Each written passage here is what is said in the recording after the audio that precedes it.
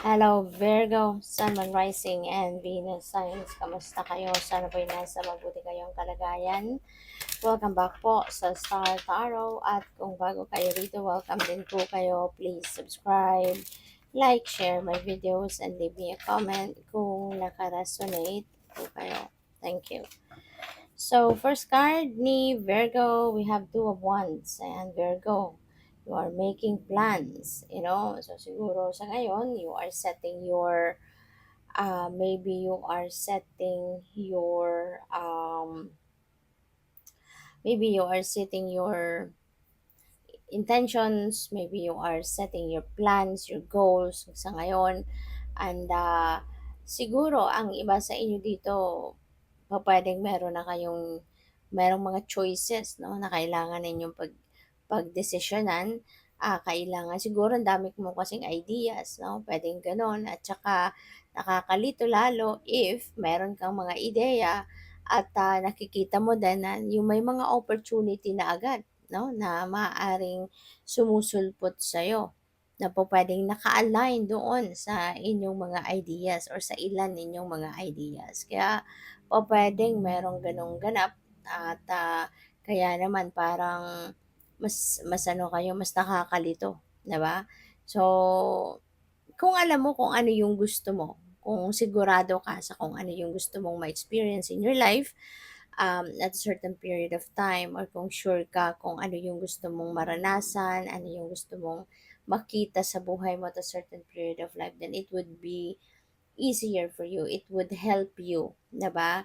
Na maging madali ang pag-iisip mo kung ano nga ba ang gusto mo o ano nga ba dito yung sa tingin mo, magiging makakatulong sa'yo para ma-achieve mo kung ano man yung gusto mong ma-achieve, no? Kung anong gusto mong marating, anong gusto mong ma-experience. Kasi baka mas lalo kang nalilito because there are a lot of siguro offers na or marami na sigurong mga opportunities na dumadating, no?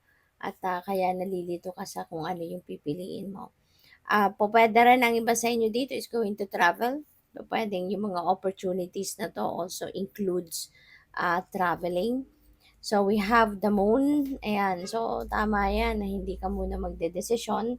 Huwag mo nang madaliin, 'no, wag mong madaliin ang pagdedesisyon kasi pupuwede 'no, kapag nagmamadali tayo kasi mas lalo nabubulilyaso ang ginagawa natin or yung gusto natin, 'di ba? Or mas lalong nade-delay, yung gano'n. Kaya 'wag mo munang pressurein yung sarili mo.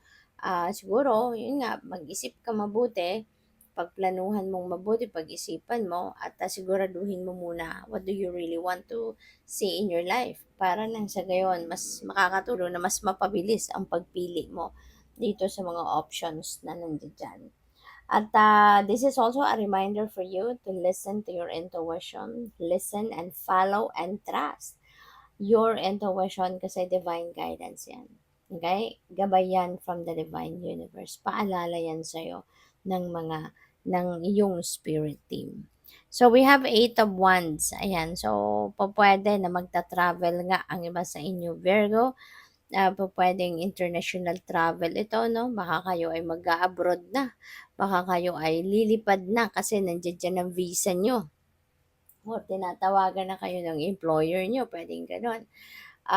There are also, news 'no, may mga balitang paparating, may mga oportunidad na paparating. So, puwedeng ma-busy kayo kaya kailangan handa ka for anything, okay? Be ready for anything na mangyari kasi pupuwedeng magsasanga-sanga dito yung ano mo, magsasanga-sanga yung oportunidad. So, for sure, 'di ba, pupuwedeng you're going to take advantage of some opportunity here and there, yung gano'n. Kaya kailangang healthy ka, kailangang handa ka for anything, okay?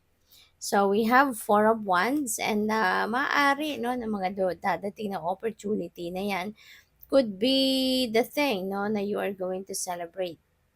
Kasi si Four of Wands, masaya 'to, celebratory energy ito. Pupuwede rin ang iba sa inyo merong achievement na, may accomplishments at 'yun ang ise-celebrate. Pupuwede rin na you are celebrating love, 'di ba? Pupuwedeng may anniversary or monthsary kayo ng jowa mo, ng asawa mo, ganyan.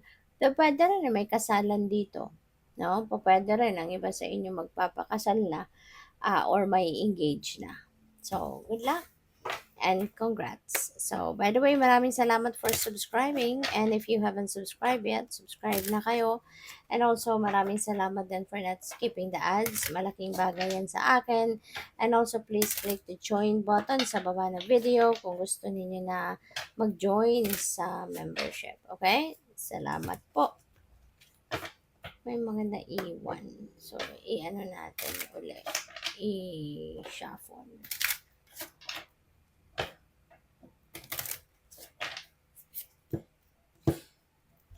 We have wealthy man, Virgo. You may be dealing with a wealthy man.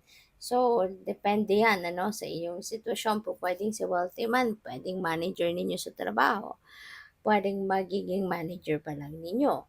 Po, pwede rin na boyfriend mo to, asawa mo, or po pwedeng tatay mo, po pwedeng kapatid mo, di ba? Po pwede rin na manliligaw mo. So, depende sa inyong sitwasyon, but some of you, Virgo, will be dealing with someone na katulad ni wealthy man.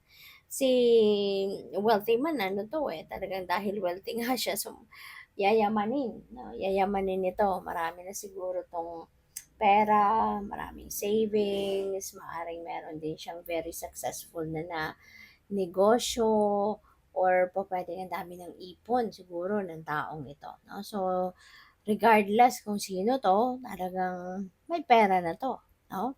So, what else? We have community. Ayan. So, you're lucky, you're blessed kasi merong community of people, no, around you na siguro very helpful sa'yo, very supportive of you lagi, and maaari din na merong mga okasyon, no, sa ano ninyo, sa komunidad, 'di ba? Maaaring meron kayong kakilala, kapitbahay, ganyan, na merong mga accomplishments or may mga blessings din na natanggap, and maybe they are going to celebrate them. Kaya maaaring may iimbitahan ka. No? Pwedeng iimbitahan ka, and you will be spending time, no, with the community. So, what else? We have courtship. Ayan. So, maaari, no, na yung courtship na to, mauuwi na talaga so, pwedeng mauuwi na sa engagement or mauuwi na sa kasalan, no? Pwedeng whirlwind romance ang naging ganap dito, for you, Virgo. So, what else? We have change. So, pwede talagang merong mag-aasawa na, magpapakasal na, kaya po pwedeng magsasama na nga kayo, 'di ba? Sa bagong bahay ninyo. Po pwedeng kayo ay pwedeng kayo ay pwedeng kayo ay magre-relocate, no? Pwedeng